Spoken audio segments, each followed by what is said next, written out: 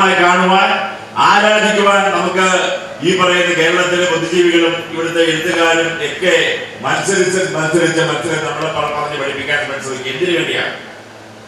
കാരണം കേരളത്തിലെ മൂന്നെണ്ണത്തോളം വരുന്ന ഈ ഭാഗം ഈ തീയ സമുദായം ഈ രാജ്യത്ത് ഒറ്റക്കെട്ടായി എന്നാൽ ഉണ്ടാകാൻ വേണ്ടി പോകുന്ന ഗുരുദേവൻ വിശ്വസിച്ചുകൊണ്ട് SDPI എന്ന് പറയുന്ന മഹാപ്രസ്ഥാനത്തിൽ ഒറ്റക്കെട്ടായി എന്നാൽ ഇവർ ഇത്രയും വർഷങ്ങളായി ജാതീയമായി നമ്മളോട് കാണിച്ചുള്ള അവഗണന വിദ്യാഭ്യാസ മേഖലയിലും രാഷ്ട്രീയം ഉൾപ്പെടെ ഇവിടെ വ്യവസായം ഉൾപ്പെടെയുള്ള കൃഷി ഉൾപ്പെടെയുള്ള എല്ലാ മേഖലകളിലും നമ്മളോട് കാണിച്ചുള്ള അവഗണന തിരിച്ചൊറ്റക്കെട്ടായി എന്ന് ചോദിച്ചാൽ ഇവർക്ക് ഉത്തരം പറയാൻ പറ്റാത്തത് കൊണ്ട് തന്നെയാണ് നമ്മളിൽപ്പെട്ടവരല്ലല്ലോ ഈ പറയുന്ന ബുദ്ധിജീവികൾ എന്ന് പറയുന്നവര്, നമ്മളിൽപ്പെട്ടവരല്ലല്ലോ ഈ പറയുന്ന വലിയ എഴുത്തുകാരെന്ന് പറയുന്നവര്.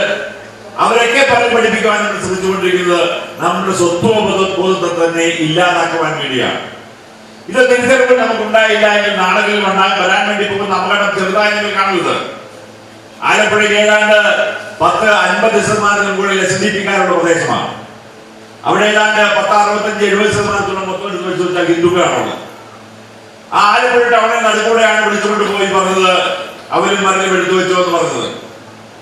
ഈ രാജ്യത്ത് ഈ പറയുന്ന SDPI യോഗമോ നമ്മുടെ സമുദായമോ ഒരു സമുദായത്തിന് എതിരല്ല.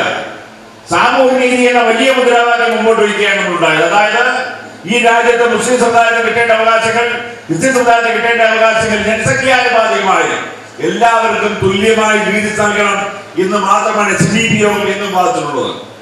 ഈ രാജ്യത്തെ മറ്റൊരു സമുദായങ്ങൾ ഇവിടെ ജീവിക്കരുത് എന്ന ഒരു പ്രസ്താവനയിലും ഒരു രീതിയിൽ നമ്മൾ ഇതുവരെ ഒരു നിലപാട് നമ്മൾ എടുത്തിട്ടില്ല. പക്ഷെ മറ്റുള്ളവരുടെ നിലപാട് അതല്ല. അവരെന്താണ് പറയുന്നത്? ഈ രാജ്യത്ത് നിനക്ക് ജീവിക്കാൻ അവകാശമില്ലാത്തവരാണ് എന്ന് പറയുന്ന തരത്തിലേക്ക് കാര്യങ്ങൾ പോവുകയാണ്.